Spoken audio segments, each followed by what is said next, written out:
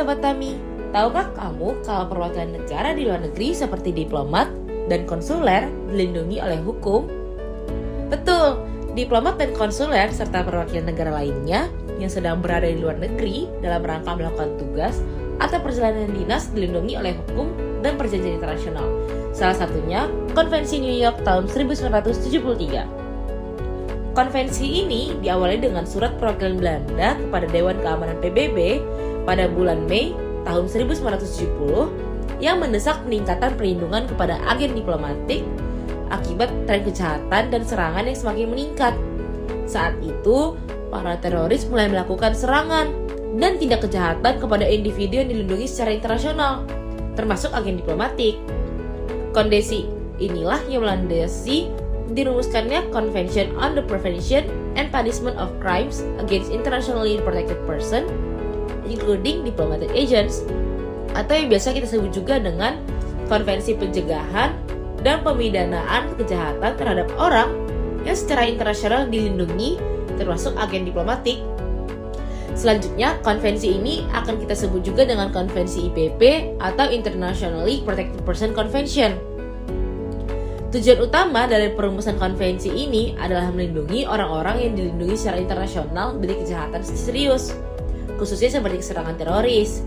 Konvensi IPP merupakan penyempurnaan dari 3 konvensi sebelumnya, yakni Konvensi Wina tentang Hubungan Diplomatik tahun 1961, Konvensi Wina tentang Hubungan Konsuler tahun 1963, serta Konvensi tentang Misi Khusus tahun 1969. Konvensi ini disahkan pada tanggal 14 Desember tahun 1973 di New York dan berlaku pada tanggal 20 Februari tahun 1977. Konvensi IPP sampai pada tanggal 31 Desember tahun 1974 telah ditandatangani oleh 25 negara.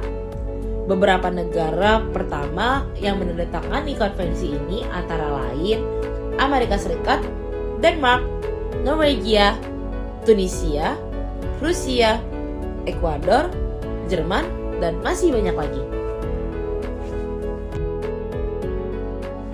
Adapun jumlah pasal dari Konvensi New York tahun 1973 terdiri dari 20 pasal, dengan pembagian yaitu pasal 1 dan 2 yang membahas definisi dan ruang lingkup dari Konvensi New York, pasal 3 dan 4 yang berisi yurisdiksi konvensi, pasal 5 dan 6 yang membahas kewajiban negara-negara yang mengikuti dan meratifikasi konvensi, pasal 7 dan 8 tentang ekstradisi, pasal 9 dan 10 tentang kerjasama internasional, pasal 11 sampai pasal 13 tentang pemberitahuan dan penyelesaian sengketa, dan yang terakhir adalah pasal 14 sampai pasal 20 tentang penandatanganan, ratifikasi, dan hal-hal lainnya.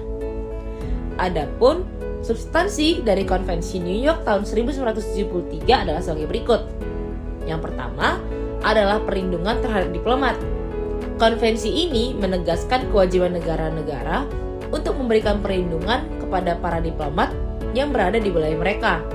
Hal ini mencakup tindakan untuk mencegah segala bentuk kejahatan terhadap mereka, seperti ancaman, intimidasi, kekerasan, ataupun terorisme. Yang kedua adalah melakukan tindakan hukum. Konvensi menegaskan bahwa negara-negara harus mengambil langkah yang diperlukan di bawah hukum nasional mereka untuk mencegah dan menghukum pelaku kejahatan terhadap para diplomat. Hal ini termasuk menyelidiki klaim, menuntut, dan menghukum mereka yang terlibat dalam kejahatan semacam itu. Yang ketiga adalah wewenang hukum. Konvensi mengakui bahwa negara-negara memiliki yurisdiksi untuk menegakkan hukum mereka sendiri terhadap pelaku kejahatan terhadap diplomat, asalkan langkah-langkah tersebut sesuai dengan ketentuan hukum internasional. Dan yang keempat adalah kerjasama internasional. Konvensi mendorong kerjasama internasional dalam pencegahan dan penuntutan kejahatan terhadap para diplomat. Hal ini termasuk pertukaran informasi, bantuan dalam penyelidikan, dan ekstradisi jika diperlukan. Konvensi ini bertujuan untuk memastikan bahwa para diplomat dilindungi secara efektif dan untuk memperkuat sistem hukum internasional dalam hal penegakan hukum terhadap pelanggaran terhadap orang-orang yang dilindungi secara internasional. Tidak ada undang-undang khusus yang secara eksplisit disusun di Indonesia sebagai implementasi langsung dari Konvensi New York 1973 tentang pencegahan penghukuman terhadap orang-orang yang dilindungi secara internasional termasuk agen diplomatik. Hal ini disebabkan karena Indonesia belum ratifikasi konvensi tersebut.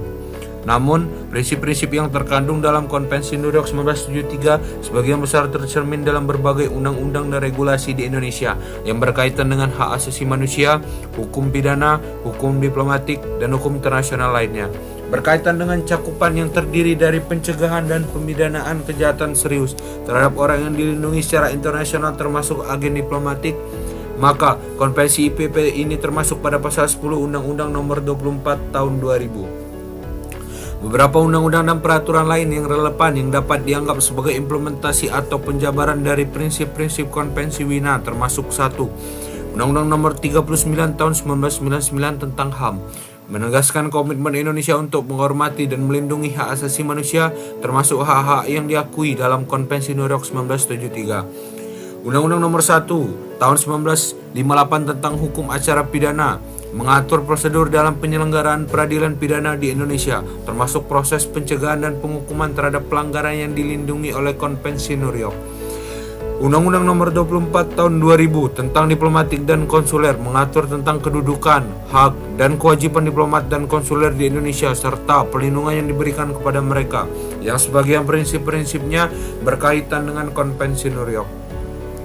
Peraturan Pemerintah Nomor 27 Tahun 2017 tentang perlindungan warga negara Indonesia di luar negeri memberikan kerangka kerja untuk perlindungan terhadap warga negara Indonesia yang berada di luar negeri, termasuk dalam situasi yang berkaitan dengan Konvensi New York. Meskipun tidak ada undang-undang yang secara khusus menyebutkan Konvensi New York 1973, undang-undang dan peraturan tersebut mencerminkan komitmen Indonesia untuk mematuhi prinsip-prinsip hukum internasional yang diatur dalam konvensi tersebut. Dalam praktiknya, negara-negara pihak yang telah melakukan pengesahan Konvensi IPP telah berhasil menerapkan penegakan hukum secara maksimal terhadap pelaku penyerangan IPP. Praktik baik dalam upaya perlindungan IPP juga dapat dilihat dari kasus penyerangan dengan menggunakan kekuatan fisik terhadap diplomat Rusia di ibu kota Lithuania pada awal tahun 2022. Sekretaris ketiga Kedutaan Besar Rusia tersebut dipukuli oleh orang tak dikenal pada 24 Februari malam di dekat Kedutaan Besar di halaman perumahan. Dilaporkan bahwa pemukulan tersebut merupakan upaya yang dilakukan untuk menekan duta besar Rusia di Lithuania terkait konflik Rusia dan Ukraina. Serangan tersebut terjadi saat 10.000 orang berkumpul di depan Kedutaan Besar Rusia di Lithuania untuk menunjukkan dukungan terhadap Ukraina setelah Rusia sebelumnya pada tanggal yang sama melakukan serangan. Pasca kejadian, seorang tersangka pemukulan telah ditangkap. Sebagai respon dari penyerangan IPP tersebut, pemerintah Rusia meminta otoritas di Estonia, Latvia, dan Lithuania mengambil sejumlah langkah untuk melindungi kedutaan besar Rusia di ketiga negara tersebut. Hal ini merupakan salah satu upaya yang dalam pencegahan sekaligus perlindungan terhadap IPP. Diketahui bahwa Rusia telah menandatangani Konvensi IPP pada 7 Juni 1974 dan meratifikasinya pada 15 Januari 1976. Sementara itu, Estonia, Latvia, dan Lithuania juga merupakan negara-negara pihak Konvensi IPP, di mana pengesahan Konvensi IPP telah dilakukan oleh Estonia pada 21 Oktober 1991, Latvia pada 14 April 1993, dan Lithuania pada 23 Oktober 2002. Indonesia sendiri pada dasarnya telah menjalankan praktik baik dalam melakukan perlindungan terhadap IPP. Terlepas dari belum menjadi negara pihak konvensi, bagi agen diplomatik negara asing yang berada di dalam wilayah Indonesia, wujud perlindungan tersebut selama ini dilakukan melalui pemberian fasilitas pengamanan pada kedutaan asing, patroli diplomatik, serta penugasan security officer secara dedicated bagi pejabat tingkat kepala negara atau menteri yang melakukan kunjungan sementara ke Indonesia. Sedangkan dalam konteks pemberian perlindungan bagi IPP dan agen diplomatik Indonesia yang berada di luar negeri, upaya perlindungan dilakukan melalui koordinasi dan kerjasama dengan aparat penegak hukum setempat. Upaya peningkatan keamanan atau upaya perlindungan terhadap agen diplomatik termasuk perkantorannya telah dilakukan oleh pemerintah Indonesia melalui Polri dengan memperhatikan potensi kerawanan yang terjadi. Adapun bentuk dari pengamanan terhadap perwakilan asing yang dilakukan Polri berupa pengawal pribadi, pengamanan statik, dan patroli dengan mempertimbangkan situasi dan kondisi berdasarkan proporsionalitas, necesitas, dan resiprositas. Contohnya, pada 2 Mei 2011, Polri memberikan prosedur tetap standar keamanan terhadap Kedutaan Besar Amerika Serikat. Meskipun tidak ada permintaan khusus dari pihak Kedutaan Besar Amerika Serikat untuk menambah jumlah personel keamanan, hal ini dilakukan pasca tewasnya Osama bin Laden untuk meningkatkan kewaspadaan dari ancaman teror pada sejumlah objek vital. Selain itu, pada tahun 2016, terdapat peningkatan pengamanan terhadap kantor-kantor Kedutaan Besar di Jakarta sehubungan dengan penemuan sejumlah bom yang akan digunakan untuk menyerang objek vital di Jakarta. Kemudian pasca serangan teror di Surabaya tahun 2018, Kapolda Metro memperketat pengamanan terhadap semua kedutaan besar di Jakarta. Konvensi PP antara lain menekankan pentingnya untuk mengambil tindakan wajar atau langkah-langkah yang layak untuk mencegah terjadinya serangan terhadap IPP atau agen diplomatik. Bentuk pelindungan terhadap 49 IPP atau agen diplomatik dapat dipahami sebagai segala bentuk tindakan yang wajar untuk mencegah terjadinya percobaan, kejahatan atau mencegah dilakukan kejahatan serius terhadap IPP dan atau agen diplomatik. Pada masa yang akan datang, Indonesia diharapkan dapat melakukan pengesahan konvensi PP sehingga semakin mampu mengatasi berbagai kendala dan akan membuka lebih banyak koridor kerjasama internasional, baik dalam ranah pencegahan maupun ranah penegakan hukum. Dengan menjadi negara pihak konvensi PP, Indonesia dapat mengatasi kendala kerjasama internasional, khususnya terkait pelaksanaan mutual legal assistance dan ekstradisi.